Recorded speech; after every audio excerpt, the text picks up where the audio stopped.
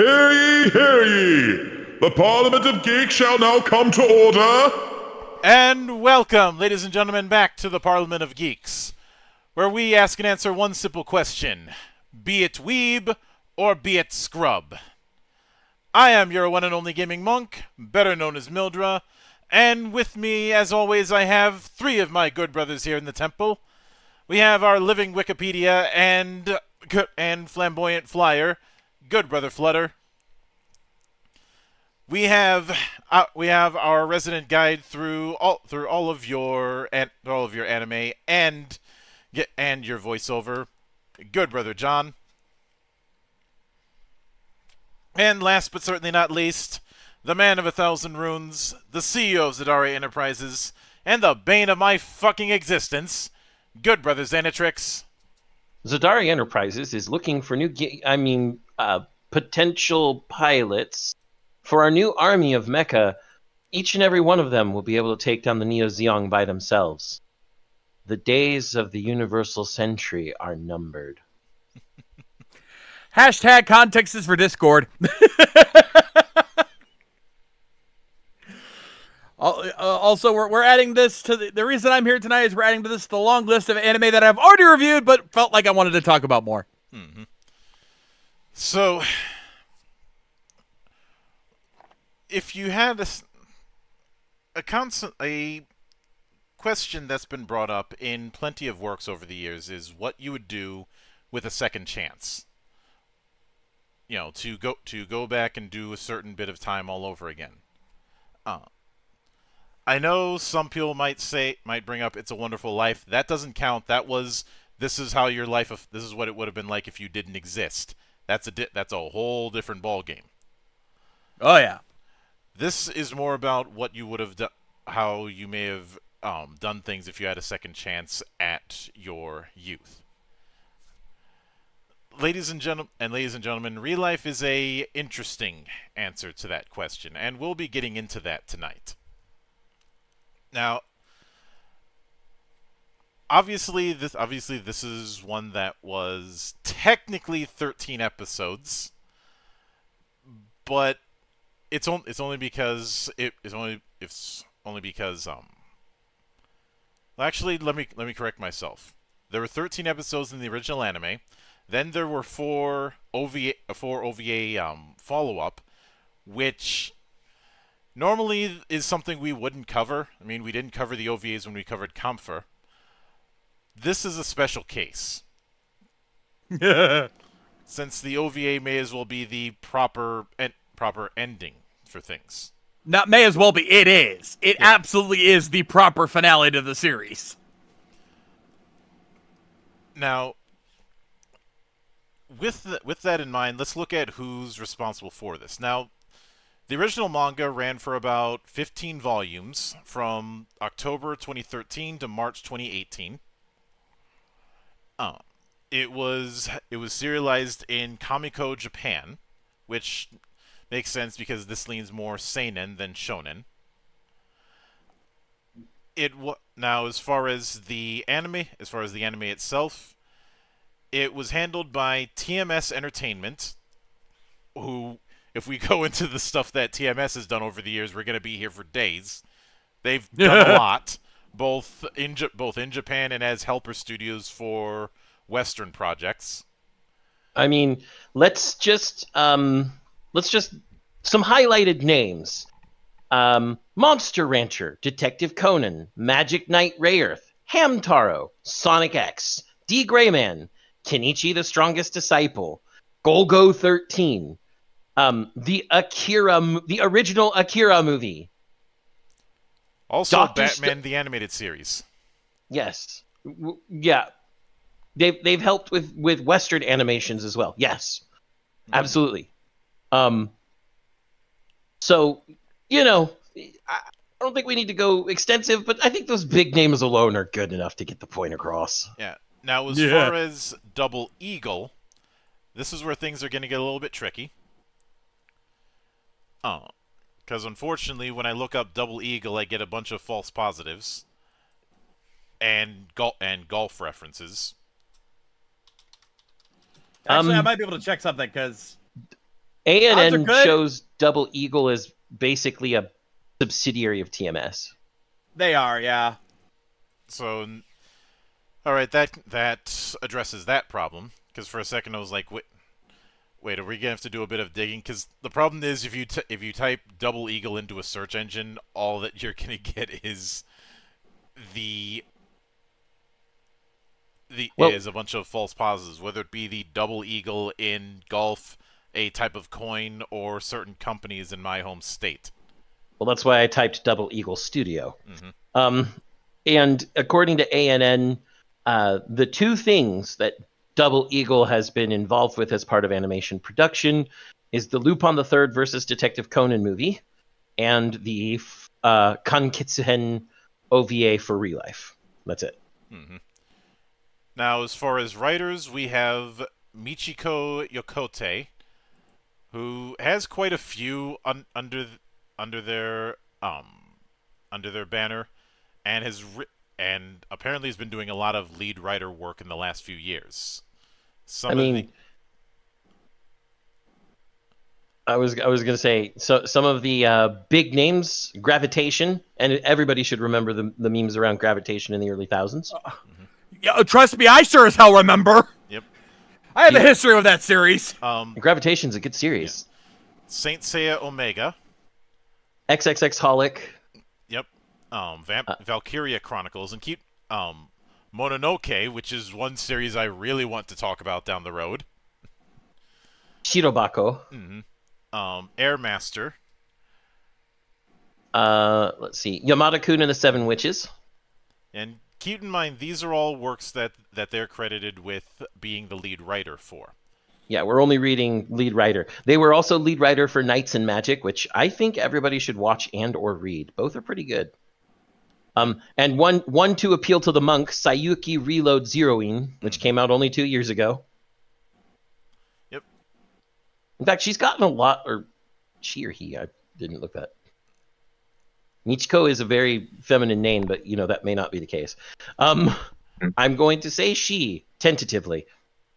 But since 2022, she's been getting a lot of head writer credits. We've got Demon Lord. The Greatest Demon Lord is Reborn as a Typical Nobody, which was fun. I watched it as it was coming out. Call of the Night, very good story, very good manga, and I watched it was coming out. Very good anime. Campfire Cooking Another World with My Absurd Skill. The light novel is hilarious, and the anime captures that. My wife has been watching that series, and she has been loving it. Yeah. Oh, tell her to read the books. I've got like 10 of them. There's so much more detail. Yes. But there's also Onimai, which was a big. I could hear. The other writing credit that we have is Kazuho Hyodo, who doesn't have as many writing credits as Yokote, but certainly has quite a few. So, according to what I'm seeing on AniList, because I like reusing AniList, recent things that they've done, Tonikaku Kawaii, which is a really cute romance series. Yu-Gi-Oh! Go Rush for a few episodes. Kirato Pri-chan seasons 2 and 3 for series composition. Persona 5, the animation for a few episodes. Oh, and Kirato Pri-chan 1, I should say. Akiba's Trip, the animation. A few episodes of the Phoenix Wright anime, or Ace Attorney anime, I should say. Nyaruko-san episodes. Hayore Nyaruko-san. What I noticed is a lot of script and series composition. Hey, Monk. Scried as design manager. Yeah, and writing the Scried After light novel, as well as being a story writer for the Gun Sword manga. Yep. And a few episodes of Gundam Seed Destiny. It looks like he does a lot of spot work. Which leads me to believe that Hyodo was the helper writer, the equivalent of a script doctor. Yeah, because it's showing on ReLife and ReLife Kankitsen here. It shows script for a few episodes and series composition. Mm-hmm. I will, however, say that it's fairly... That seems to be his thing. Also, for works outside of anime, Xenoblade Chronicles X, 2, and 3 as the scenario writer. Mm-hmm. So, yeah. Actually, I probably should have used this for the first writer as well. Yeah. The point is that you have one writer who's been doing this since 1990, and another who's been doing it for about a decade, I'd say. Mm-hmm. But has mostly been doing touch-up stuff, which leads me to believe that unless something happens or we have another incident like a previous episode, they're probably going to be a head writer in a few years, because that tends to be how this kind of thing works. You work as a touch-up guy for a little while, then move up to directing episodes, and then having the direction of a full series. I don't think that he's just a touch-up writer. The big thing here is that a lot of his stuff is scenario and series composition. So it's not that he's a detail writer, although he might be in certain cases, seeing that he did, like I said, scripts for specific episodes and specific shows. But series composition is making sure the overall story flow is good. And looking at what he's worked on, he's done very well with that. Especially scenario writing in video games is similar. You make sure that either if you're only writing some of the scenarios, those specific scenarios flow well within the overall context of the game, or if you're the head scenario writer, you make sure all the scenarios fit together well. Which I've played Xenoblade Chronicles X and 2. I haven't played 3. I'm pretty burnt out on Xenoblade Chronicles after having dumped 500 hours of my life into 3 separate games. They do flow very well. So it may be that he has a specific talent and he's very good at it. Mm-hmm. I could certainly see that.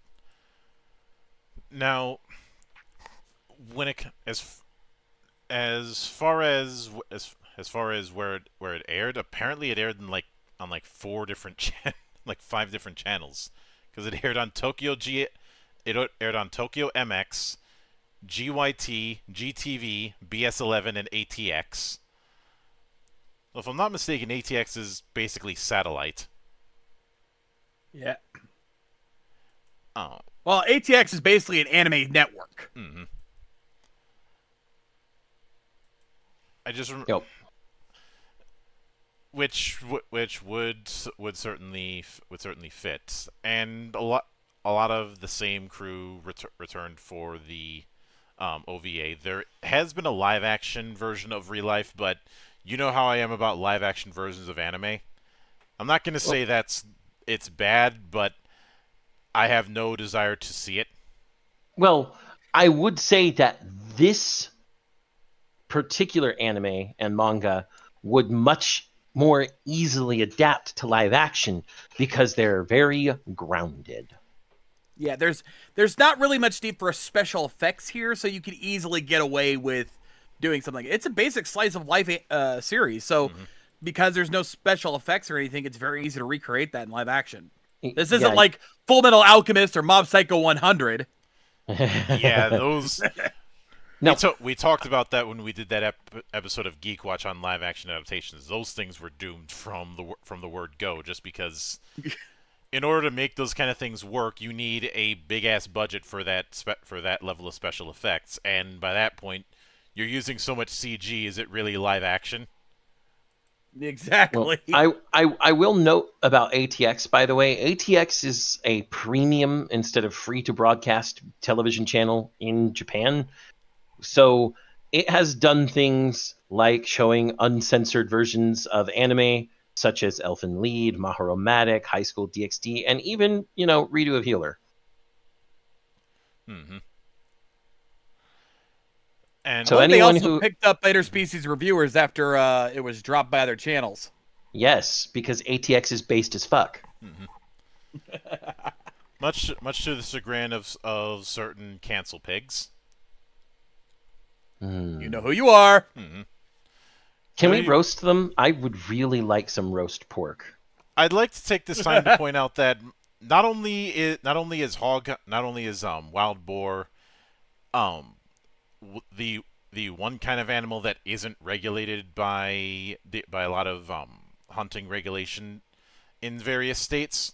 There's some parts that will pay you to get rid of wild boar because they're such a problem. Boar season in Texas can be that way, where they pay you per boar, and because the regulations are so lax, I've seen boar hunting from helicopters. I've kind of wanted to do it myself. I've seen it with miniguns. Yeah, but that ruins the meat. The boar hunting from helicopters is at least, if you're not using a minigun, if you're just using a nice rifle, you can get some nice meat, and then they pay you like $200 a head. Yeah, win-win. The reason for it is because it's an invasive species that is a fucking problem. Mm-hmm. Pretty much. That and nobody wants to deal with a meat missile going 25 miles per hour. Rails, though, Monk. Rails. On that note, rails. Yeah, but that brings us to the story outline that we're dealing with. And Zan, John, either you want to take this one? Sure. I'll let you guys do it a lot of the talking. I can handle this. Obviously, we're not going through full story with this kind of thing. Yeah, no, of course not. Yeah, we'll keep this simple. The basic premise is that our main character, Arata Kaizaki, his life has recently been shit. He quit his last job, and there's reasons for that as you get into the story. And because of the way he quit, he hasn't been able to find another job in his field. Nobody was willing to hire him because he had to quit so early. And worse yet, his mom has decided to cut his ass off, thinking he's to blame, not giving him a chance to explain himself. So now he's pretty much at rock bottom. But a mysterious man shows up to his house one day, offering him the opportunity of a lifetime. They will basically pay him for a year's worth of rent and even help him find a new job if he takes part in their mysterious experiment called ReLife. What will happen is, prior to that 1 year, he will actually have to go back to his high school day. He will have a special pill that will bring him back, make him young again, back to his high school days, and he'll have to relive out 1 year of high school with all of his memories of his current life still intact. There is one caveat about that particular drug, though. It brings him back to his high school appearance, but his body is still a 27-year-old. Yeah, exactly. Which I remember us having issues with. You can't de-age a body that way without actually de-aging the rest of the body. It wouldn't just bring him back to, you look 17, but you're 27. No, it would, by merit of how the biology of your body works, it would have to de-age you to 17. Mm-hmm. Yeah. But at the very least, you would keep the mind of a 27-year-old still regardless. Point being, he gets to be 17 again for 1 year, and he gets to relive 1 year of his high school life with the opportunity to relearn and rechange his outlook on things. That's the whole point, is to reevaluate your outlook on things and hopefully change your mindset. Yeah. And there is a bit of a setup in the first few minutes where there's a talking heads segment on the news talking about dealing with the NEAT problem. Anybody who's watched enough anime will know what NEAT is an acronym for. Anyone who hasn't, not currently employed in education or training. Mm-hmm. Which is a actual legit current problem even today here in Japan and even in parts of the U.S., where a lot of people just don't feel the need to go out and work and would rather just stay at home and be on their computer all day. And I don't mean work from home jobs. I mean just literally not doing a fucking thing. Mm-hmm. Although I think Kaizaki's reason to be a NEET is a little more is a little less just checking out of society, but we'll get there. Yeah. Yeah, we'll get there. And I should note that there's one little subplot in regards to the narrative that we'll get into, but a lot of it is him adjusting as well as the bonds that he forges within that year's time. There were two caveats with the drug told very early on. First, you're only going to look 17. You're still going to be 27, body and mind. Second, at the end of the year, everyone forgets you. Mm-hmm. You will be a ghost. The effects of your actions will remain, but you as a person will no longer be on their mind. And one of the other things was, do not tell anybody, do not talk about the experiment with anybody but your handlers. Because if you do, we'll immediately kick you out of the experiment, and well, that's it. You won't get the job offer. You won't get any more money. That's it. You're done. Mm-hmm. But for something that's supposed to be an experiment would make sense. Yeah, well, you want to limit the amount of variables. Yeah, and limit the amount of bias, because telling more people about it would introduce bias. Mm-hmm. A lot of the introductory episodes are all about Kaizaki familiarizing himself with a specific subset of his peers. The let's call her ever competitive and self-sacrificing Karyu. The dunderheaded, innocent, pretty boy Oga. I'm calling him dunderheaded because he doesn't realize anything ever until This is a guy who cannot read. When it comes to a lot of things, he's a genius. When it comes to relationships and friendships, the guy you couldn't tell him someone liked him if they flashed a giant neon sign over their heads. Yep. The bubbly and somewhat flirtatious Onoya-an, and the reticent and silent but very determined Hishiro Chizuru. Yep. Who I believe between Oga and Hishiro you could do a contest of whose density is higher off the atomic scale. Yeah, the only major difference is the reasoning for their obliviousness, whereas Oga's just oblivious by nature. He's just somebody who's naturally an airhead. Chizuru has reasons for her personality as we get into the story. Mm-hmm. Yep. These first few episodes not only introduce the characters, but also introduces us to who they are as people by showing actions they take, especially the conflict regarding the bag and the fall down the stairs.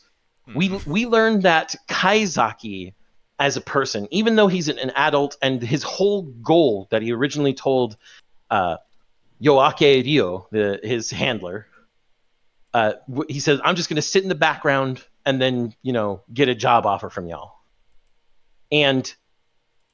But Kaizaki is, if we want to use a good term, concerned about the people and relationships around him. If we want to use a bad term, a meddler. He's a lesser version of Iki Igarashi, actually. Yeah. If he sees a problem, he feels the need to help solve that problem and help people grow because he's seen the worst of humanity and he wants to bring out the best in them. Mm-hmm. Absolutely. And through his actions, through the various conflicts and interactions that he has, he reconciles a relationship between Karyu and Hishiro, where Hishiro... Well, first he teaches Hishiro to smile, even though she really can't. No, no, she can't. The natural smile comes, and it's rather awesome, but most of the time when she's trying to smile at people, it looks like she's smirking, which causes Karyu to misunderstand and have their whole conflict.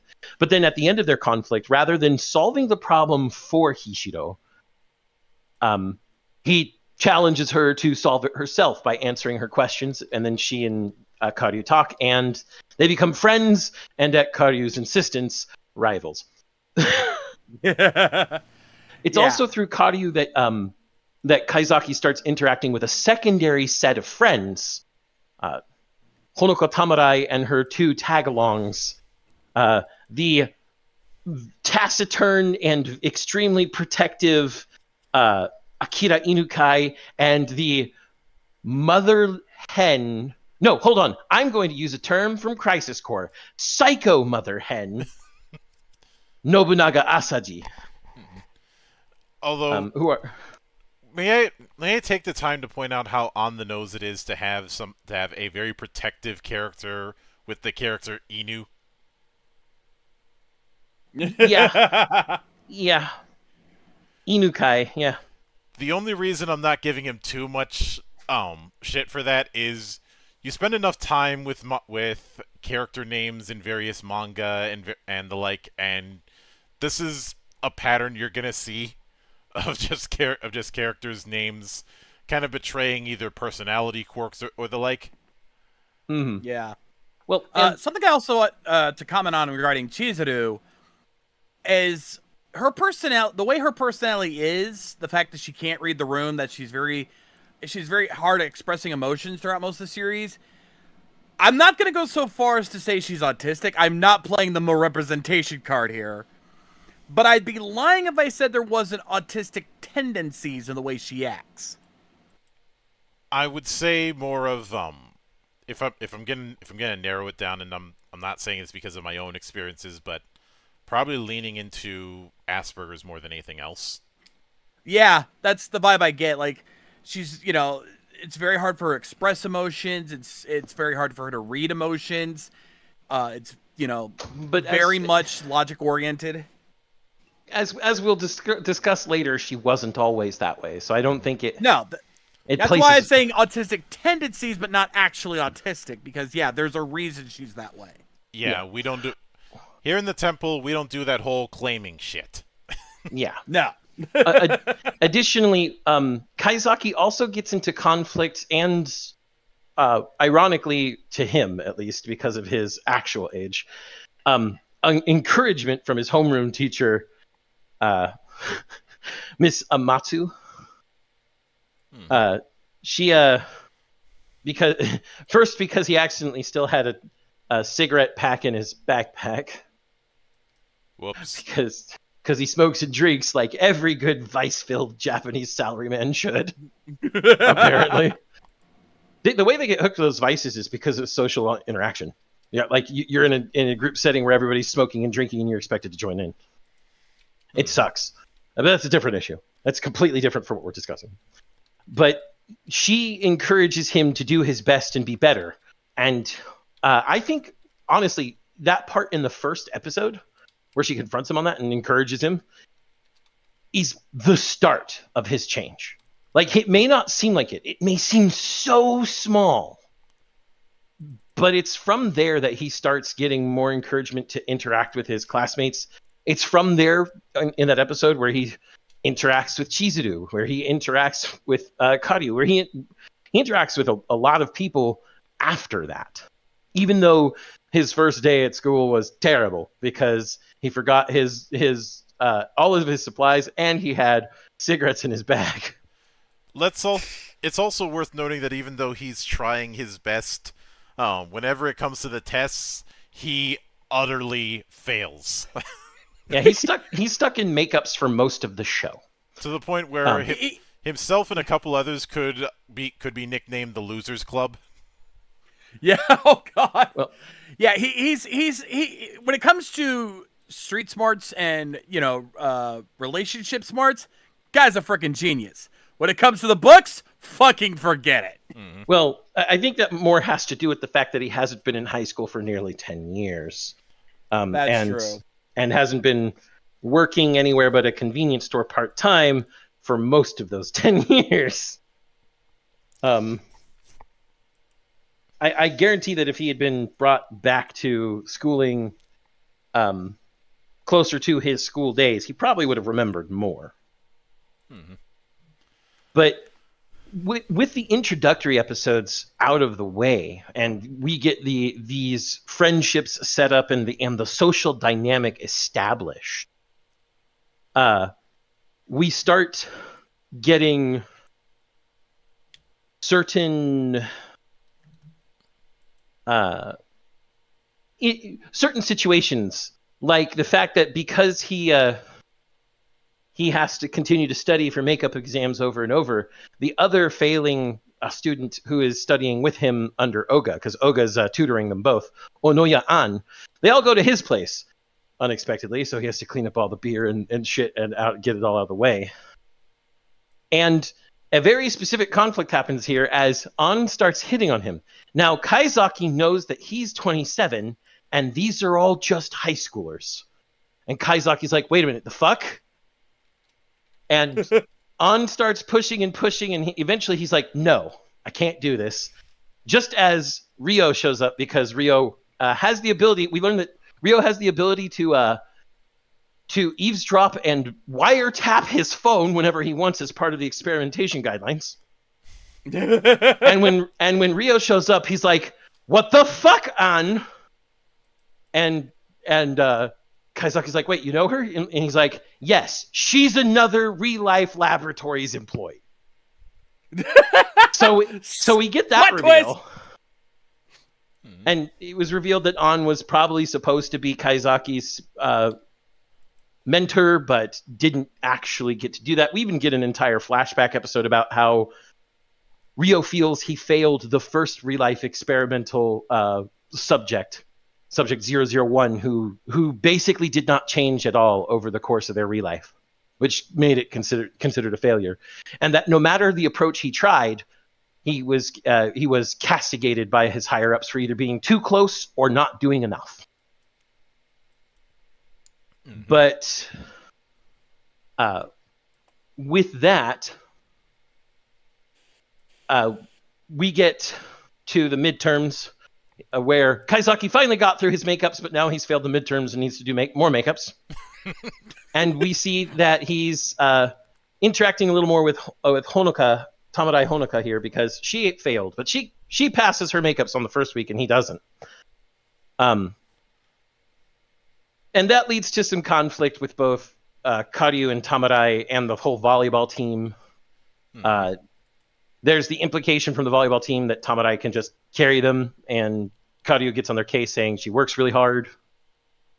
But then Karyu gets hurt because of Tamarai and can't play for a few weeks, which would make it so that she wouldn't be in practice for the tournament. It leads to a very big conflict between these two best friends that then Chizuru and Kaizaki are the ones to fix, because they're the only ones taking direct action. And at this point, we get a little bit of a understanding of why Chizuru is the way she is. Because as a child, she moved from school to school very often. And initially, she was very happy to make friends and have friends, but then she'd lose them every year. And so she stopped, and she stopped caring so much. And eventually, she stunted her own emotions. She told Karyu to her face, don't be like me. Don't give up. And, Karyu and Tamarai make up, and they have their volleyball finals, which they lose. I mean, it's like some of the season finales in Haikyuu. It happens. Yeah. It's through all of this, though, that Kaizaki and Chizuru are also getting closer. And Kaizaki starts to realize that he might have some emotions for Chizuru, and he's constantly berating himself. Like, this is a high schooler. No. And Chizuru doesn't quite know if she's in love with him or not. She's like, I talk to him most, and I would really hate to see him gone, And she, she constantly questions herself. Mhm. But then we get a small, I guess you would call interlude, where Arata is going to visit the grave of his previous senpai at his job. And this is where we learn that Arata watched his senpai getting bullied because she was a woman doing better than men in a highly competitive space, which is unfortunately Well, let's call it what it is. They were working at a black company. Oh yes, the company was a black company, absolutely. Yes, But- they were working for Niji Sanji. No, there weren't enough yachts for that, Monk. Well, that's because But- we set them all on fire. Fair. Point being, But the big thing is that despite it being a black company, she was performing the best, and these other people who couldn't perform as good as her decided to bully her and constantly bullied her. And now, here, tell you what, let me take over here because you've been doing all the talking so far. sorry, But I just love this no, show. Oh, I do too. That's why I want to talk about it. but yeah, after getting bullied, now Arata sees this, and being the kind of guy we've learned him to be, he wants to step in and help. He wants to stop these guys from being jackasses. But she's telling him, "Hey, no, don't. Just put your head down. It ain't worth it." But of course, once the bullying gets really bad, he finally snaps and calls them out on it. But of course, it doesn't work. And in fact, they end up bullying her even harder because of this. And unfortunately, this is as good a time as any to talk about this particular subplot in kind of going over it's kind of going over the bullying culture that can happen in some companies. And Now- I made an allusion when we were watching to the societal niceness that you see a lot in the Midwest, the Minnesota nice that's been talked about. Which, for Monk and I, we understand that Minnesota nice is not nice at all. No, in fact, it leads to a lot of passive aggressiveness because there's this idea of no matter what, you always have to be nice and polite, even when you don't want to be. Mhm. And it leads to a lot of passive aggressive attitudes. I've seen it firsthand quite a bit. We both. I don't doubt that. But the big, I made this sidebar when we were watching, and I do need to make this sidebar again. Bullying in Japan is not the same thing as what you would expect from bullying in the West. Many people perceive bullying being almost physical confrontation, or at least social snideness, trying to snipe someone down socially. The most common form of bullying in Japan, in both schools and in workplaces, is exclusion, social ostracization, because they're a highly group-oriented society. They exemplify, the team working together for the good of all, and that's the reason why one of the proverbs you tend to hear as a castigation against people who are acting up is the nail that sticks up gets hammered down. We don't ever see the details of what the bullying for her name is Michiru Saiki, what her bullying was. But it was clear that it's a type of bullying that excludes her socially and also messes up her work.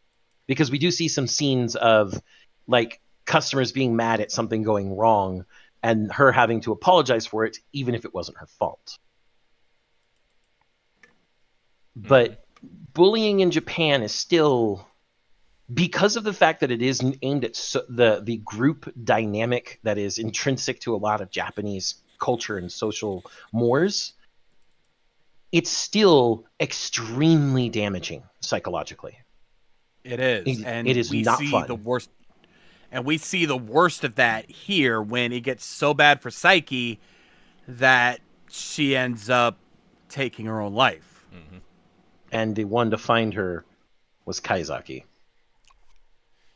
And of course, once he finds out about it, he's absolutely pissed, especially when the boss and all the employees just treated it as if it wasn't important. Yeah, the boss is aloof, doesn't understand what's going on, while the other employees are already gunning for her spot at the funeral. The boss, it's not that the boss is aloof, it's just that he exemplifies her as one of the best we've ever had, and let's remember her as a hero. I'm almost sure the boss knew about the bullying, especially with the I way wouldn't doubt it. With the way he treats Kaizaki later. Yeah. And that's because that leads into what happens. Kaizaki gets so pissed that the boss is uncaring about it and the other employees are already looking to, take her spot from it. He just has enough and he goes to quit. And the boss basically says, if you quit now, nobody's going to hire you. Basically threatening to blackball him from the industry if he quits now, which, yeah. Oh, and what's really funny is, I think, if I'm going to be honest, I think the boss was probably part of the bullying too. Because when Kaizaki goes in and throws down a letter of resignation at the very end of it all, the boss says, "Are you kidding? Small fry like you don't get to resign. You get fired. Only managers and higher get to resign. So get the hell out of my office," is essentially what it boils down to. And Which leads me to believe he didn't just accept the letter of resignation. He marked it as a termination, which for Japan, big fucking deal. Yeah, and there was a bit of lampshading to this being an issue because Kaizaki would always get very defensive or recoil anytime anyone got close to his neck. And not only that, early on when he was debating whether to get involved in people's lives, we'd see flashes of him and the bullies in his adult life, and he would be wondering if he was making things worse. But part of this visit gives us that flashback, and the reason we're going into detail on this one specifically is because it is very important. After the flashback ends, he gets to meet some people who joined the company after he left. And they talk about how he's a hero and how the boss is still using Psyche's death as some sort of motivational speech. But they don't want to quit or leave because they're afraid of the instability. And they ask him if he's doing well. And he answers honestly. He's like, "No, not really. I'm still stuck with, part-time jobs, making ends meet. But I don't regret leaving."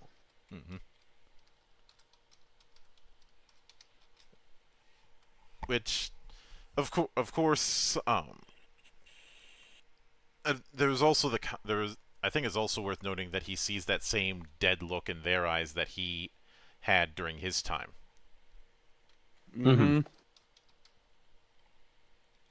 Which I think is the reason why he worded it the way that he did.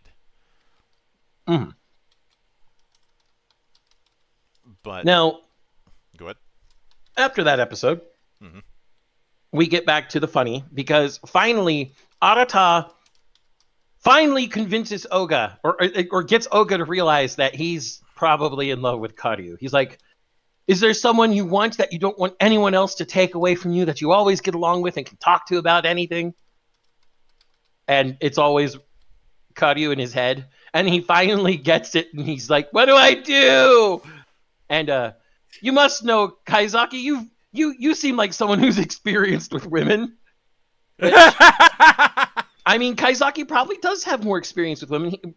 There's an implication that he was not a virgin, and that he would have sexual understanding, even after, But he's probably not had a lot of experience with women, especially after becoming a hikikomori.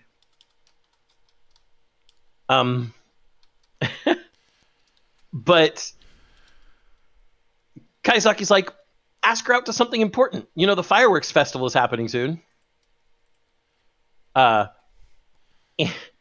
And the most important part of this episode is when Oga sees an older man talking to Karyu. And, well, Kaizaki sees the older man, and it's one of the two juniors from the company he left that he met at the graveyard. And so he hides. He's like, I can't let him see me like this. I look like a child, a teenager right now. But Oga gets all protective because Karyu starts falling over and the older man catches him. And we learn it's just minor heat stroke. Not actually heat stroke, in my opinion. I would say it was more heat syncope, because she wasn't at the point of needing hospitalization, which is what heat stroke absolutely would give you. Yeah. And the older man's like, hey, could you walk her home since you know her? I was going to ask her if I could drive her home, but, she was understandably reluctant to enter a car with a man she didn't know. Since you're her friend, go ahead, take her home. A lot of the humor is tied to misunderstanding, and I think this is just a common thing with a lot of comedic motifs in Japanese pop culture in general. Because you see this all over the place. Some more blatant than others. It's just an observation I couldn't help but make. Mm-hmm. But what happened in the end was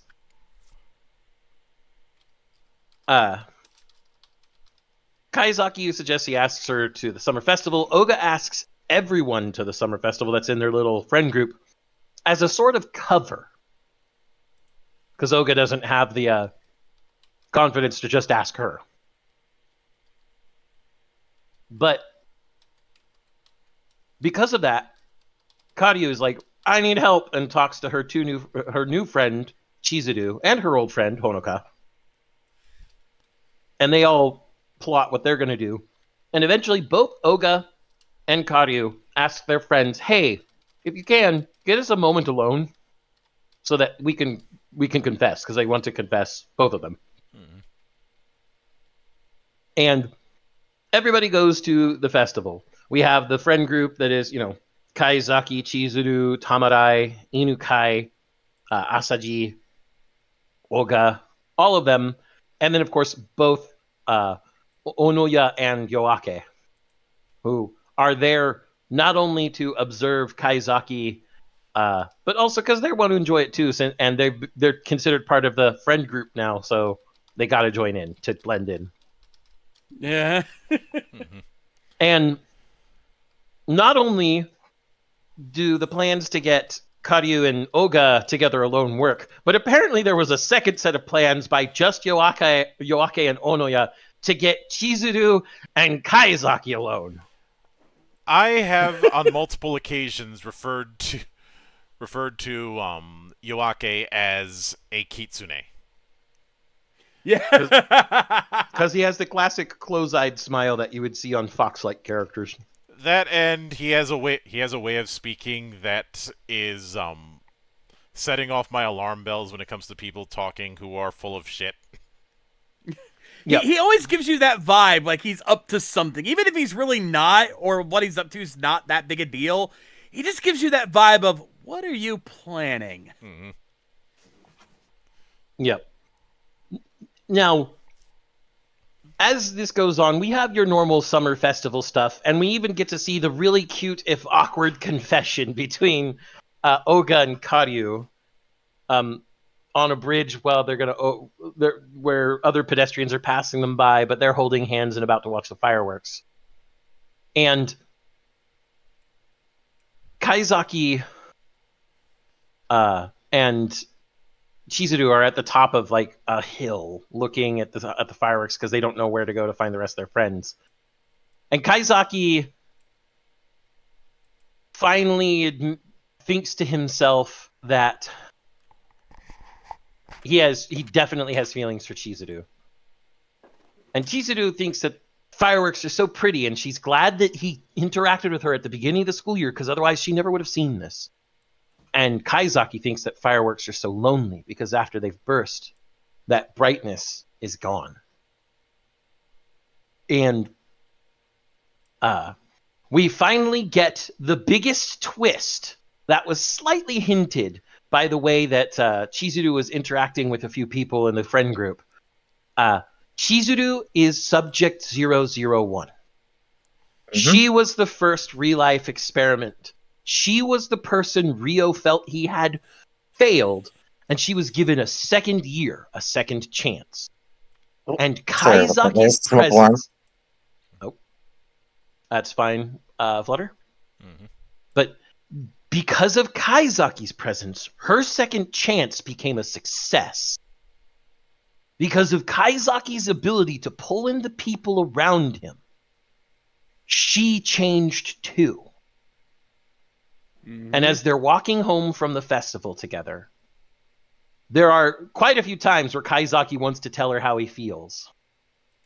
But because Kaizaki feels like he doesn't want to ruin her life, because he would be giving, she's going to forget him, is what he thinks. He doesn't want to ruin her memories of her, what he perceives is probably her first love, by making himself that first love and then suddenly disappearing from her memories. He instead tells her that he will never forget her, and she says that she'll never forget him.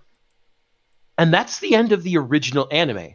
At that point, you can see why they made an ending OVA. At that point, you're like, what the fuck? After years and years of anime doing that kind of thing, where they get to that big climactic moment and then stop the whole read the source ending, this series finally said, fuck that, we're gonna finish this. I do have to note, however, that episode 13, Kokuhaku, Confession, ran on September 24th, 2016, and the OVA did not come out until March 21st, 2018. There was a 2-year gap. And when it comes to the OVAs, which we ended up going through in a full sitting, because for this setup we had to do sets of 4 instead of our usual sets of 3. We found that there were a few bits of corner cutting, namely having a lot of characters in just outlines, the kind of outline setup you'd see in like a visual novel. Yeah, blue and pink outlines of students, which we remarked on the corner cutting for that, but I'm like, well, it is an OVA, and it took it wasn't a full length TV show. It didn't even air on TV. It was released all together on the same day. And yeah, the 4-episode finale was streamed on Amazon Prime Video and also released on Blu-ray and DVD, all on March 21st, 2018. Now, the OVA, those cut corners were actually artistically used to represent how Kaizaki's world has narrowed to these people he actually cares about, in my opinion. I even made that comment of, the other people are superfluous. Yeah, he knows they're people, but these aren't the ones that he's worried about not remembering him. The ones he's worried about not remembering him are this group of friends he came to. And the first thing we find, we have more semi-conflict, I guess. Like, Chizuru is no longer class representative. Karyu finally got it back, which allows Karyu and Oga to be together more often. But the big conflict here is Chizuru's feelings are becoming more and more... What's the word? What's the best word? They are not just pronounced, but they're interfering with her ability to act the way she normally does in her mind. She's becoming more and more preoccupied, I guess is the best word, with them. And because of that, she wants to try and determine what her emotions for Kaizaki are. One of the things she does is confront Yoake Ryo, asking if Kaizaki is a ReLife subject. And Yoake, being the fox that he is, it's like, I can't confirm or deny that. But if he was and I told you, then his experiment would end and he'd disappear. Is that what you want? And she's like, no. And then he immediately sidebars the conversation to be like, oh, by the way, Onoya An is another ReLife subject, a ReLife employee, and she's your new supervisor.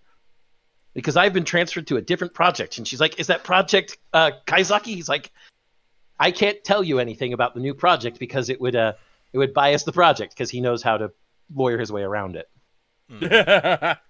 And because of this, they're setting up for the cultural festival that, the cultural festival that every slice of life school anime seems to have.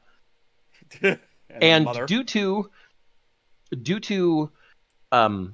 Kaizaki getting pushed into being the boys rep, Chizuru volunteers as the girls rep. And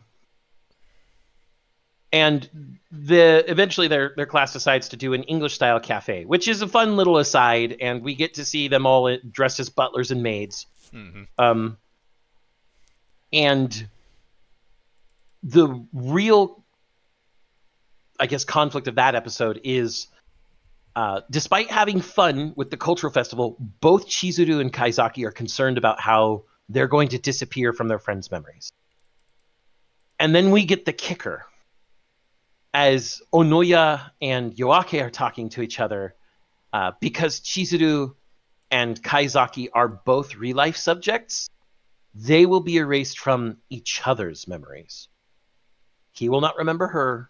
She will not remember him, despite their feelings for each other. Mm-hmm. But at one point, Chizuru starts avoiding Kaizaki a lot because she still doesn't really understand her feelings and wants to get a different perspective. But then talking with Karyu and Honoka, they're like, just spend time with him, ask him on a date. And they go out on a Christmas date, because Christmas is a very popular dating time in Japan. It's actually a big thing to have a date on Christmas Eve or Christmas Day. Yep. Along with Christmas cakes and Christmas chicken. Though Christmas chicken is more pronounced in Korea. They love their fried chicken, and their KFC is infinitely better than the US's. It's not fair, damn it. It should have been me, not him. But during the date, they go around looking at cool things, eating, and they also buy phone straps for each other. Kaizaki even remarks that the phone strap she chose for him, it kind of reminds me of the cat stamps you keep using. I wonder what your wife is laughing at there, John. She's watching an anime right now. Mm-hmm. Okay, well, that was a well-timed laugh. I like it. It was. But yeah, and we bring up the phone straps for a very specific reason we'll get to in a minute. Mm-hmm. Yep. But at the end of the date, Kaizaki can't really hold himself back anymore. He realizes that no matter what he does, he's going to regret it if he doesn't say something. So he tells her that he loves her. And she tells him that she's the same. And they walk hand in hand, holding her umbrella as rain starts to go home. Which leads us to the last episode, where both Kaizaki and Chizuru are being debriefed on their ReLife and how it's really successful and they're going to get jobs. And they take their pills. We learn that Kaizaki wants to join ReLife because he wants to do for others what was done for him. And that's another thing that's kind of lampshaded, because Oga, and this was a blink and you miss it moment, talks about his older brother being a massive shut-in. Mm-hmm. And we go through this debriefing part. They both take their pills. Rio and An are talking on the phone, talking about how they've fallen asleep and are going to be transforming. And An is happy to see that, Chizuru is sleeping soundly. And this, it's actually kind of hard for me to talk about this part because the voice actress for On is Reina Ueda, who, if any of you don't know, is also like the voice actress for, well, if any of you have watched Quad S Gridman, you know who Reina Ueda is. Akane Shinjo. But she is watching her asleep, and she thinks she looks so peaceful, and a permanent marker falls out of the bed, and On starts reacting really badly, and she looks over closer at Chizuru. And Chizuru has written on her hand in permanent marker, "I loved Kaizaki Arata." And it's while her and Ryo are still on the phone. So at that point, Ryo's kind of just talking normally, and he hears On suddenly go silent and then say, "No, that's not fair." And Ryo's like, "What's going on?" And On starts crying, and she goes, you have to hide it better from me. Because now that she knows it's there, she has to erase that too. Yep. And even though it's heavily against On's conscience, she doesn't think that those two should forget each other because they really are meant for each other. After that, we get this nice montage of Kaizaki as a ReLife person going through training and making presentations, and then we finally see him go to Oga's house and giving Oga's brother a chance at ReLife. Oga's older brother, who is the shut-in. Finally, it cuts to a party at an izakaya where everybody's celebrating new successes and great things. And, Kaizaki's getting praise piled on him. He's like, "Hey, new guy, you did really well. You got that guy working on his ReLife now." And he's also, Kaizaki's also open about being a previous ReLife subject. But when Kaizaki sits down at one of the tables to start eating, a woman comes over and she's like, "Hey, that's my seat," which calls back all the way to the very beginning where he sat in a seat and someone else said, "Hey, that's my seat." And because assigned seating was a thing at school, so he had to go sit in his other seat. You're in my spot, sir. Mm-hmm. And Kaizaki's like, "Whoa, okay, I'll get up, I'll get out of the way." And she's like, "No, that's okay. I was called over there and I can take another seat." And as the partying goes on, the both of them eventually are standing outside.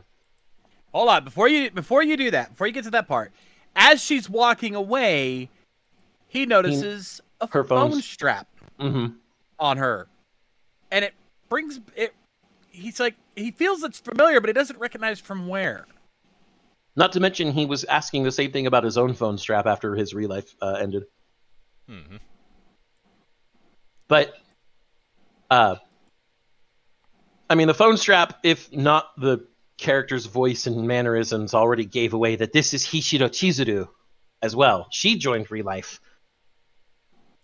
And after the partying is over and they're both outside, Kaizaki is looking up. He's like, "Shit, it's raining," basically. He didn't bring an umbrella. He has to go home because he's got an early day. The rest of the party is moving on to a second izakaya, and Chizuru didn't really want to go along. They're talking to each other outside of the restaurant. And she asks him, "Hey, I heard you were a ReLife subject." He's like, "Yeah." She's like, "You didn't ask them to seal that?" He's like, "No, I'm pretty open about it. I want people to know that what changed my life is something I'm proud of." She's like, "Oh, I asked them to seal my records as a ReLife subject because I thought there might be some bias." And he's like, "Oh, yeah? I really appreciate what my ReLife did for me. I'm very happy for what it did. What was your ReLife like?" And she thinks about it for a moment, and she talks about how it was like a firework with a flash of bright happiness. And she starts kind of stumbling over her words as realization starts setting in, and Kaizaki starts completing her thought with the words he had told her before during the firework festival. Mm-hmm. And there's this sudden realization on both of their faces looking at each other. They start addressing each other with more... they address each other by name because they didn't really know each other's names before this point because of the memory wipe. And they also address each other with very affectionate honorifics. And they embrace, and that's the end of the episode. Mm-hmm. I'm not gonna lie, I teared up on that scene. Now, the one that always gets me, that I have to literally start biting the inside of my cheek on, is when On starts breaking down after she sees the That one magic too. marker. Yeah, both those scenes hit me hard. Yeah. Like, Yeah. She like Reina Ueda is a fairly recent, I say fairly recent, voice actress. I think she's only been acting for like maybe 12 years. She started in 2012. I mean, she's born in 94. Mm-hmm. And she's probably done a lot of big roles and small roles all over. I really love hearing her in basically anything that she appears in. Because she's a great actress, fantastic. But she is also one of those ones that really it really hurts sometimes to listen to her. She's really good at evoking emotion. and on the flip side, because I watched the dub for ReLife, and Kristen McGuire, who did An's voice, also captured that emotion really good. We decided not to watch the English version based on the exchange between Ryo and Kaizaki, where in Japanese they're talking about how they should address each other either by first name or without honorifics, but instead it's about nicknames, and it was just really awkward. It felt stilted, so we decided to go JP instead. That's fair. It didn't bother me as much, but I could see your point. Yeah. But I will note that this story, at least the 2016 part of the story, the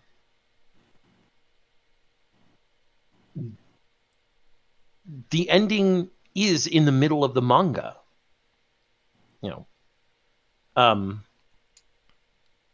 And the 2018 part of the story would have occurred closer to the actual end of the manga. And the end of the manga itself actually kind of reflects part of the ending that we saw in the OVA. It's very, very similar. And in fact, unlike with the ending where Kaizaki goes to Oga's brother and just hands him a folder and we don't really know more about it, we know that in the manga, he becomes... Subject 005. So there have been two other subjects after Kaizaki by the time Kaizaki gets to Oga's brother. Mm-hmm. But Which makes sense. After a year of training, it would probably have a couple of subjects by then. Yep. But there's one training they didn't have to give him, and that's how to act like a high school student. Yeah. I think the only training they'd have to give him is academics. Which I'd imagine that's part of what made him an easy hire. He's already gone through the program, so half the work's done. Well, I mean, the big thing here is like Ryo's. I'm guessing that Ryo's reports about Kaizaki and the changes he inspired also in Chizuru probably made the ReLife company, at least the branch there in Tokyo that Ryo's a part of, go, man, we really need this guy, when he said, I'd like to work for ReLife. Mm-hmm. Now, there's one other thing I really like to talk about, and that's how the fact that we could never skip an ending. Yeah, because There's a bit of a another blink and you miss it about the fact that his room is full of old MDs. This plays out with the ending because every single one of the endings is some different song that he's playing through his MDs, because right when he closes his window, the song ends.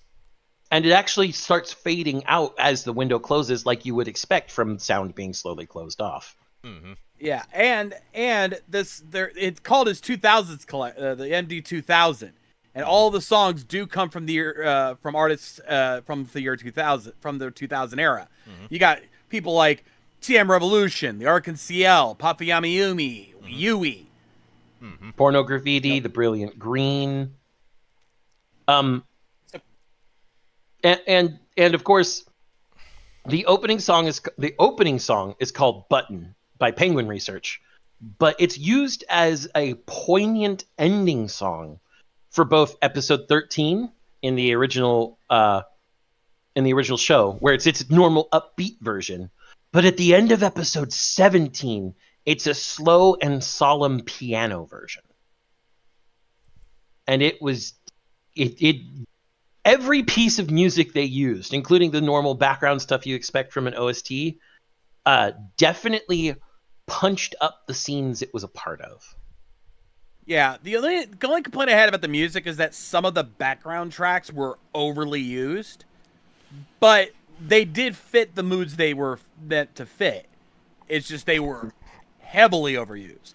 Well, I mean, considering that this is a slice of life anime that kind of feels like it's a kinetic novel, you would expect that overuse of background music. I will admit that I got a bit of a kick out of the amount of really elaborate piano work that they had done. Absolutely. There was great piano work. But the entire point of this story, as Monk detailed in the beginning, is if you had a second chance, what would you do with it? And it's very obvious that Kaizaki's second chance was a resounding, I'd make sure that that there's nothing for me to regret. Yeah. I think that's definitely the big point, is that it wasn't because the character he had was a good character. He was already a good guy. He helped others. He always wanted to bring out the best in everybody. But he never felt like he could do enough. Looking back at Psyche, he couldn't do enough to protect her, to help her, because she was already too far gone. So he wanted to make sure that the people he connected with now never reached that point. That they could always be helped. Even if it's not by him, by someone else. Yeah. And the big thing that Rio says to him after the end of his ReLife, as he's going back to his own apartment at night that one time after the date, he's like, "Congratulations, your ReLife is a resounding success. It's not that you've changed, it's your old emotions have revived." Because Kaizaki, like a lot of the other characters we see or the other two characters, I should say, he's Chizuru and then Oga's brother, due to some sort of trauma in their life, they shut out the world. They killed at least part of their emotions. The entire reason Kaizaki was seen as a more optimistic option for Subject 2 was because he was still somewhat fastidious, because he got Rio his wallet when they went and tested him like that, and he makes sure to hit his responsibilities as best he can. His confidence was shot, and he didn't think he could help anyone because the only time he tried to help, someone died. And he felt that it was his fault. Yeah. Uh-huh. Yeah. Now, with that said, I think this is as good as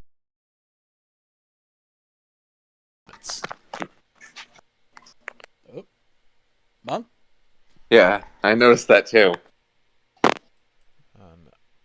Monk, your microphone.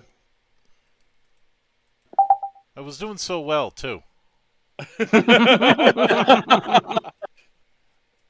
Never without a botch, ladies and gentlemen. But I think it's time for us to go into our final judgments for this one. All right. Hold that thought. Hold that thought. Honey! While we have a laughing hyena. Okay, so I'm going to actually start our deliberations with the statement Coops gave us because he couldn't join us tonight. He says, "What I've watched was really charming, to say the least. I can say the premise as a whole is pretty interesting. The characters are cool, and the ending episodes were not bad, not gonna lie. Which makes me sad to say that struggling to stay awake through some of the dull parts kind of puts me off on it. I don't know if it's the fact that it's me or the show, but the same thing happened when I watched Noragami years ago. So I'm split. I can't give it weeb or scrub. At least to me, your mileage may vary. Also, waifu score is a 5. So I think we have to count that as an abstention, Monk. Yeah. Yeah. The reason why I did the whole weeb or scrub thing was to prevent a bunch of split down the middle because there's going to be ups and downs with any work, so it would be very tempting to go right down the middle with it. You know, it's the same reason for the whole buy or sell thing. It's the equivalent. It's kind of like a no-win scenario. So we have 1 vote abstention. In which case, I'm going to start with you, Brother Flutter. What have you got for us? You haven't really talked too much. What's your verdict? Oh, the character and the characters and their dynamics are amazing. The drama is like it's very well executed, especially for what you could technically classify as a subgenre of rom-com, since there is a romantic subtext throughout the series. The animation's amazing. The audio identity is stellar. I can't give this any higher than Weeb. All right, with that, we have 1 vote of weeb. Brother John, I'm pretty sure I know your rating, but let's hear your rundown. Thank you, my friend. Yes. For me, yeah, I a lot of what Flutter said I absolutely agree with. For a slice of life rom-com with a very unique premise, it's executed well. All the characters, one of the big things is that all the characters get their time to shine. You know, despite the decently sized cast, no one ever feels left out of the whole picture. Even the smaller characters get their moment in the spotlight and get a chance to grow throughout the series, which a lot of shows have a very hard time doing. This show pulls it off. You see them all hit their lowest, and then you get to see them rise. Not just our main 2, but everybody. Hell, even Rio and An get their moments here and there. They all get a chance to become better versions of themselves. And that's what makes this show work so well. And any show that can leave me teared up by the end gets a win in my book. That's usually that's hard for me to do. It is hard for me to feel strong emotions for any series, but this series did that to me. When I saw that last OVA, I cried. I will straight up say I teared the fuck up. Not many shows can say they've done that. So for me, my original rating that I gave in my review, 4.5 star platinum, I still stand by that. This series is absolutely weeb. All right, we have 1 abstention and 2 votes of weeb. Monk, what do you got for me? I will admit that there's certain moments where our usual format might work against us in some places. This is not the first time this has happened. I think some of the stuff that we've covered in the past isn't stuff that really lends itself for the large chunks that we do and is better served being spread out. However, that's not something I can really factor into our assessment because that's very much a us issue. Now that being said, this is a very strong slice of life. And your enjoyment of it is going to depend on how much you can get into slice of life. If you're somebody who is going to skew more towards action, this might be a harder sell to you. But for what it is, you have a very strong character dynamic. You have a very tight cast, and you know that I prefer tighter casts as opposed to more sprawling ones. I think I've made that clear over the last 9 years. You have some very reliable musical stings. Even some of them may be a little overused, but I'm not going to say no to invoking jazz piano for me. I am a very simple man on that front. Monk and I both love jazz. You know, This has been known for ages. It's not like I geeked out over Hiromi getting to play at the Olympics or anything. No, not at all. We didn't completely freak the fuck out or anything. Not at all. You know, somebody that I've been a fan of for over a decade, but this is a case of, if somebody's looking at this looking for something to blow them away, I will simply state it is a good series if you're watching just the series. If you're watching the series and the OVA, then it becomes a great one. And for that, I have to go with Weeb. All right. 1 abstention and 3 votes of Weeb. As for my own take, I watched both this and the OVA at the times they came out. So I actually had to wait that 2-year stint for my closure. But ReLife is extremely important to me on a personal level. And yes, this is going to color my vote, but it has to. In 2016, I was still in a very dark mindset. And this gave me some hope that even if I was someplace less than I wanted to be, there was always a chance for me to change that. And then, of course, the OVA comes out 2 years later after I have changed that, and I'm vindicated by the ending. Mm-hmm. The animation, rock solid. Every character has a unique, a visual identity as well as a unique, character. The audio identity, as Flutter named, and as we've all expounded upon repeatedly, is marvelous.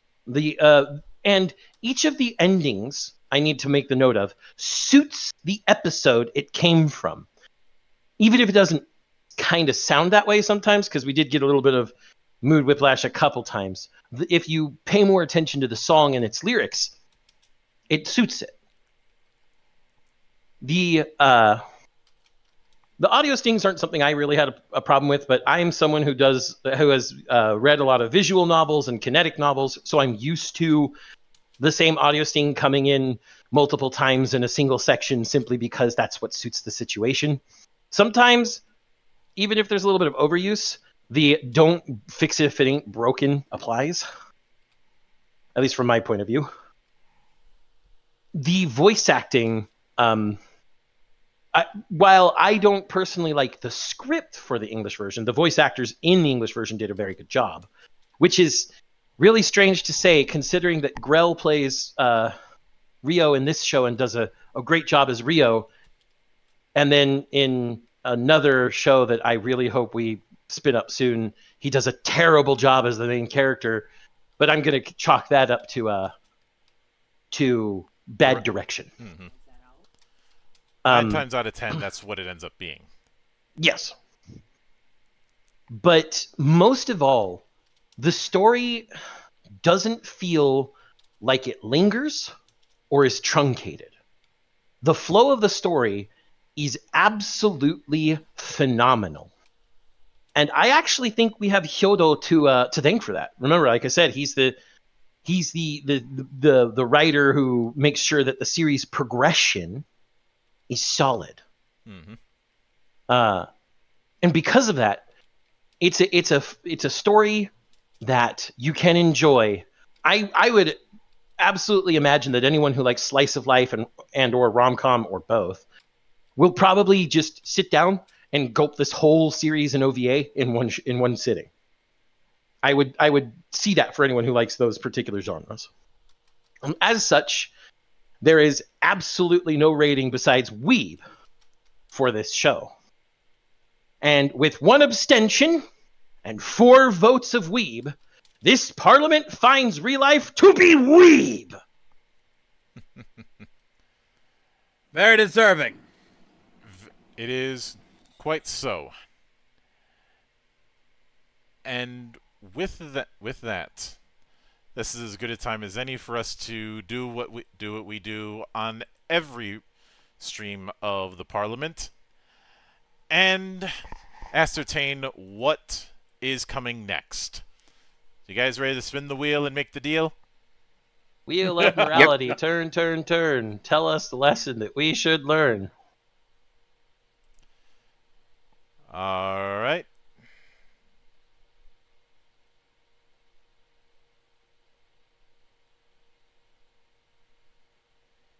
Erased. Well, looks like I'm joining you guys for the next one. Oh man, I've got Erased on my computer right now, so like you already know that we're going. For those who don't know what Erased is, look up Boku Dake ga Inai Machi. Oh, you guys are. For those who have not seen the series, because I know Zan has, y'all are in for a treat. So that should be a fun one. Now, as far as what's planned for the rest of the week, I do have to make a couple corrections.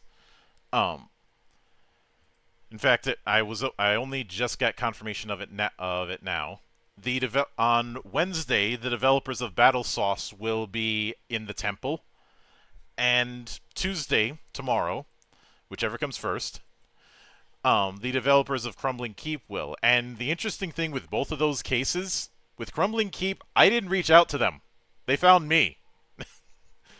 With this very, very flattering email that I'll have to read off to you later. And in the case of Battle Sauce, I have Matt to thank for that, which is the reason why I'm not suplexing him for having us stat out one of the most infamous monsters of Final Fantasy XI. If you know, you know. Mm-hmm. But the point is, and I never say that a given work is too easy, because there's always a small part of me that wonders if the dev is going to hear that and adjust. Look, I saw what happened when it came to Tomb of Horrors. That was the result of Gygax's playtesters saying that the modules he was putting them through were too easy. Give us a challenge. Oh, you want a challenge, motherfucker? You'll get a challenge. Careful what you wish for. Want a musical example of that? The Black Page. I have inflicted that thing on professional drummers. Even they have a hard time with it. Because the Black Page is deceptively evil with how it randomly changes time signatures. So it's very easy for a drummer to get whiplash, and it's the sole reason it exists was because Zappa's band was saying that they wanted some more complex rhythms. Never challenge Frank Zappa like that. And if you see, I've just shown people the sheet music for the Black Page and watched them just die on the inside. But that will do it for this particular episode. We will be back in a few weeks with the next installment as we cover our experiences with Erased. But until then, on behalf of the good brothers present and not present, my name is Mildra. I am your gaming monk. Stay fucking frosty, everybody.